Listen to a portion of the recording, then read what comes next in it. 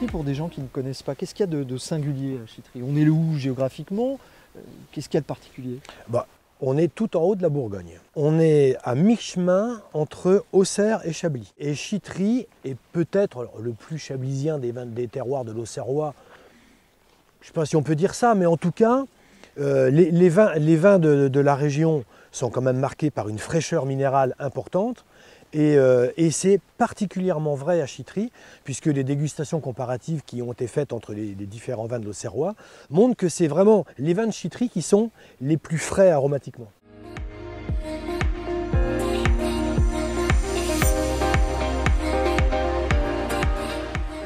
Là, il faudrait demander à ceux qui ont délimité les appellations en 1936.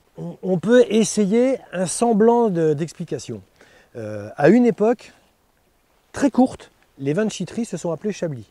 Ensuite, ils se sont appelés Bourgogne des environs de Chablis. Ça n'a pas duré longtemps.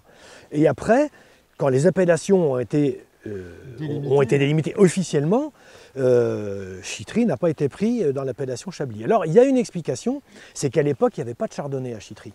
C'était de la ligotée. C'était de la ligotée et du sassi, exactement. J'imagine que les vignerons de Chablis ou l'INAO a dit pas de chardonnay, pas de Chablis, ce qui était logique.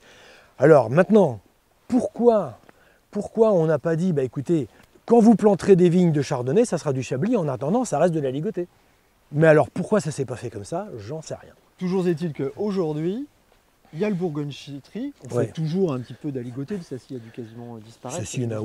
C'est vraiment anecdotique le sassi maintenant. Et la majorité des gens, ils ont du chardonnay aujourd'hui. De toute façon, l'appellation Bourgogne-Chitry, c'est chardonnay pour les blancs, puisque la ligotée, c'est en appellation Bourgogne à ligotée.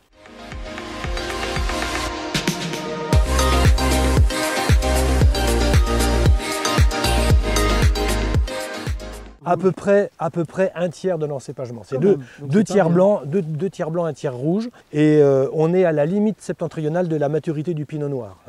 Donc nous, ici, on n'a pas le choix. Le pinot noir, il doit être planté plein sud. Vous voyez, là, ici, on est sur un coteau qui regarde le nord. C'est un très très joli terroir. On fait des chardonnays magnifiques sur ce terroir-là.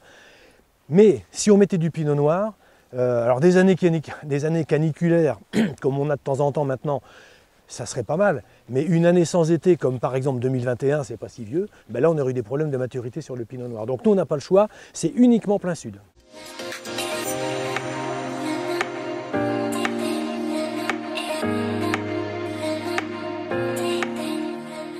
Au niveau de la notion de la qualité de nos terroirs et puis de l'expression de nos terroirs dans nos vins, je pense qu'on a bien évolué par rapport aux générations qui nous ont précédés. Moi, quand je suis revenu à la maison, mes parents avaient 3 vins. Bourgogne à ligotée, Chitry blanc, Chitry rouge.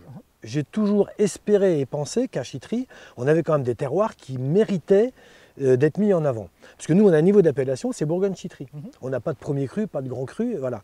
Donc si on a des terroirs modestes ou des terroirs plus intéressants, ça reste du Bourgogne-Chitry. Mais libre à nous de faire des cuvées, autant de cuvées qu'on veut. Des cuvées parcellaires. Oui. Voilà. Non, je pense qu'avant, il y avait une forme de modestie, peut-être plus que de la modestie, de complexe.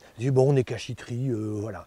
Et moi, avec d'autres, je pense qu'on a eu, comme dit les cons, ça ose tout, c'est comme ça qu'on les reconnaît. Donc on a eu envie de mettre des terroirs en avant, c'est ce qu'on a fait.